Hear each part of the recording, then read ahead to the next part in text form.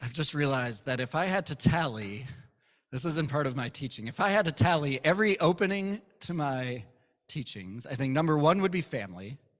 Number two is Star Trek. So here's another Star Trek reference, which it's short, don't worry. Zephyr Cochrane, the founder of the warp drive system, it doesn't matter. He said this great quote that says, "Don't try to be a great man, just be a man and let history make its own judgments." Now the quote is from 97, so maybe today he would actually say, "Don't be a great human," but don't try to be a great person, just be a person.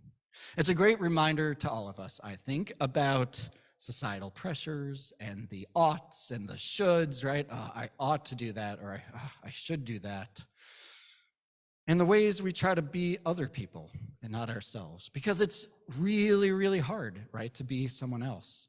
Through TV and movies and social media, right? It's so easy to say, oh my God, that person is so muscular, I wish I was that ripped. Or that person has so much money, if only I had that much money. That person cares about other people. Oh my God, I don't do enough for other people, and on and on and on. And in Judaism, we might think that we have to be like our ancestors.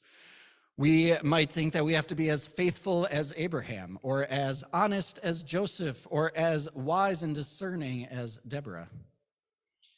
And yet, each of them was human. Each of them had their flaws. Each of them was mortal.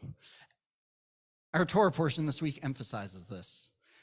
For we read about Moses' humanity. We read about Moses' mortality. We're at the end of Deuteronomy in Nitzavim Vayelech, and it says, Hen korvu yamecha lamut. The Eternal said to Moses, the time is drawing near for you to die. Now, Moses isn't very happy with this, hearing that he's about to die. He doesn't like this choice. And so according to one Midrash, Deuteronomy Rabbah, he protests to God and he says, Master of the universe, must I die after my eyes have witnessed all your glory and power? He's saying, I'm Moses. Look at all I've done. Look at all I've gotten to witness. Really? Do I have to die? Can't you just, make an exception? But God, of course, says, no. God says, what human being can live and not see death? God says even Abraham, Isaac, and Jacob had to die.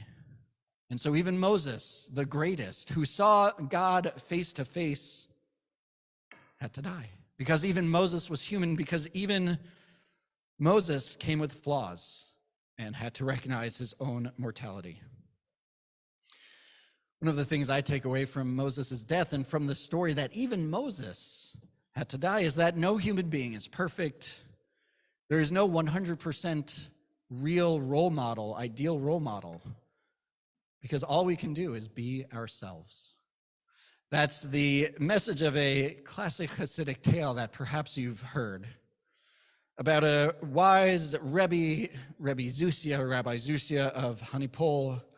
He was a wise scholar, he was a wise teacher, and he lived a long life, and it was coming near his death. He was on his deathbed, surrounded by students and disciples, and yet he began to weep.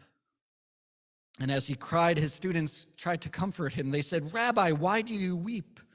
You're almost as wise as Moses, as hospitable as Abraham, as righteous as Deborah.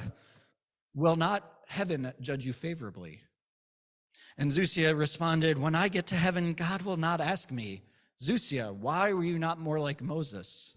Why were you not more like Abraham? Why were you not more like Deborah? God will only ask me, Zusia, why were you not more like Zusia? Tomorrow we observe Slichot, and then in a week we have Rosh Hashanah, and we enter the high holidays. The major motif of the holidays is, of course, death. We ask who will live and who will die, who by fire and who by water. We confront our mortality. But in the face of death, there is only one response: life. And the high holidays ask us to answer, how will we live? How do we want to be remembered? Who do we want to be? Who are we meant to be?